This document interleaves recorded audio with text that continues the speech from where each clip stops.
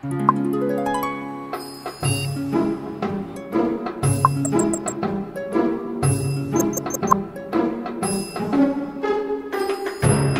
et bienvenue sur ce troisième module vidéo destiné à vous aider à remplir votre demande de subvention. Dans cette vidéo, nous allons vous expliquer comment suivre et compléter votre dossier. Alors, bien entendu, au préalable, il faut vous connecter à la plateforme. D'ailleurs, profitons-en pour vous présenter ici une petite fonctionnalité très sympa.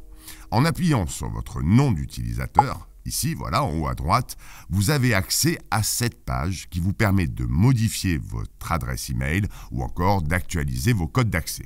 Voilà, retour sur la page de votre compte. Alors, première étape, cliquez sur « Suivre mes dossiers ». Bon, en même temps, on est là pour ça. Voilà. Sachez que vous disposez ici de filtres qui vous permettent de choisir des dossiers que vous souhaitez voir apparaître. Très pratique. Mais le plus important n'est pas là. Non, le plus important, c'est d'abord cette petite icône bleue à côté de votre dossier. En passant votre souris dessus, vous pouvez identifier quel type de dossier concerne l'information que vous consultez et en plus et surtout, vous pourrez avoir le nom et les coordonnées de l'agent en charge du suivi de votre dossier.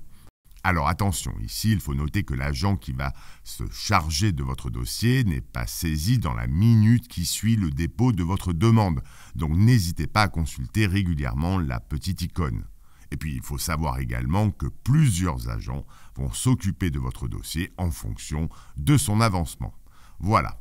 Ensuite, ce qui est tout aussi important ici, ce sont les icônes situées à droite de votre dossier. Alors, la petite loupe. Cette icône, accessible en permanence, vous permet de consulter votre demande et même de télécharger les pièces jointes présentes dans votre dossier. La petite feuille avec la flèche, elle signifie que vous pouvez modifier votre dossier. Alors, soit parce que vous ne l'avez pas encore finalisé, c'est-à-dire que vous n'avez pas encore validé, soit parce que la collectivité a formulé une demande de complément et que donc, naturellement, elle vous rend l'accès à votre dossier pour le faire. Enfin, cette icône, c'est la messagerie, mais elle n'est pas encore active sur la plateforme.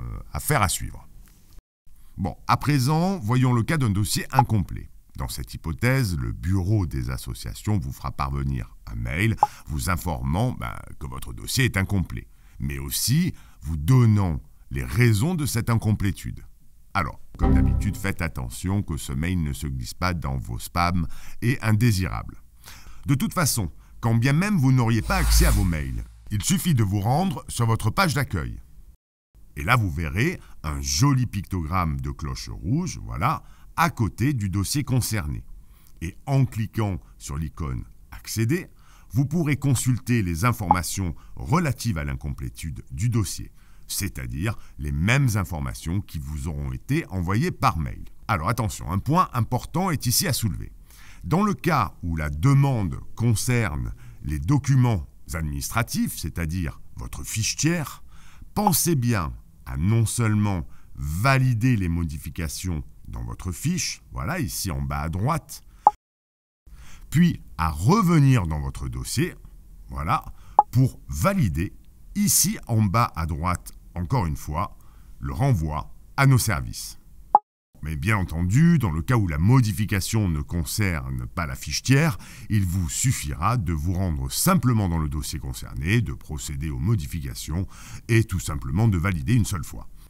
Voilà, c'est la fin de cette super vidéo consacrée au suivi et à la complétude de votre dossier.